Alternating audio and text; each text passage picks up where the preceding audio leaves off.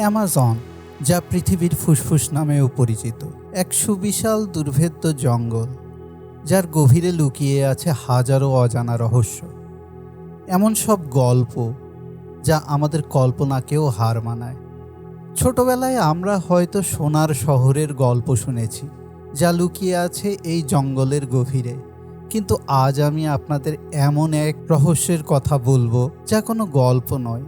পেরুর লোককথায় বলা আছে, অ্যামাজনের গভীরে লুকিয়ে আছে এক নদী যার জল টকবক করে ফোটে।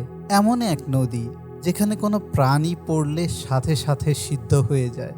এক নদী যার তলা থেকে নাকি পাতালপুরীর আগুন বেরিয়ে আসে।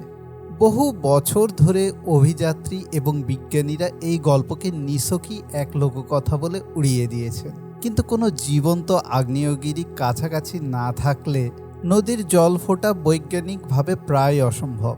কিন্তু সত্যিটা ছিল আরও বেশি অবিশ্বাস্য। গল্পের নায়ক আন্দ্রেস রুজো একজন ভূপদার্থবিজ্ঞানী। 2012 সালে তিনি এক স্থানীয় শামান বা আধ্যাত্মিক গুরুর পথ প্রদর্শকতায় অ্যামাজনের গভীরে প্রবেশ করেন।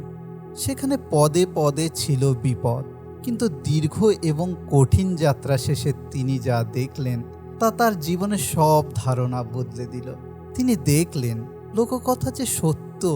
তার চোখের সামনে বয়ে চলেছে সেই অবিশ্বাস্য নদী যার জল থেকে অনবরত বাষ্প উঠছে।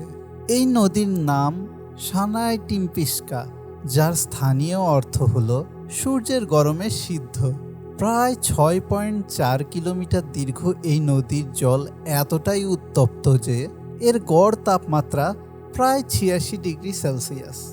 আন্দ্রেস নিজে পরীক্ষা করে দেখেছেন, কোনো ছোট প্রাণী এর জলে পড়লে কয়েক সেকেন্ডের মধ্যেই সিদ্ধ হয়ে যায়।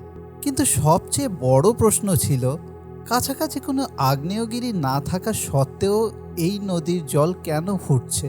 দীর্ঘ গবেষণার পর আন্দ্রেস রুজো এবং তার দল এক অবিশ্বাস্য তত্ত্ব আবিষ্কার করেন। এই নদীর নিচে কোনো ম্যাগমা চেম্বার নেই, বরং পৃথিবীর গভীর থেকে আসা উত্তপ্ত জল ভূত্বকের গভীর ফাটল বা ফল্ট লাইন দিয়ে চুইয়ে চুইয়ে ভূপৃষ্ঠের কাছাকাছি চলে আসে। এটি অনেকটা পৃথিবীর শিরা উপশিরা দিয়ে বয়ে চলা গরম রক্তের মতো। এই ভূতাপীয় শক্তি নদীর জলকে গরম করে তুলছে। তারা এই নদীকে ইয়াকুমামা বা জলের মা বলে পুজো করে। তাদের বিশ্বাস, এই নদী এক বিশাল সর্প দেবতার জন্মস্থান, যার গরম নিঃশ্বাস নদীর জলকে উত্তপ্ত করে।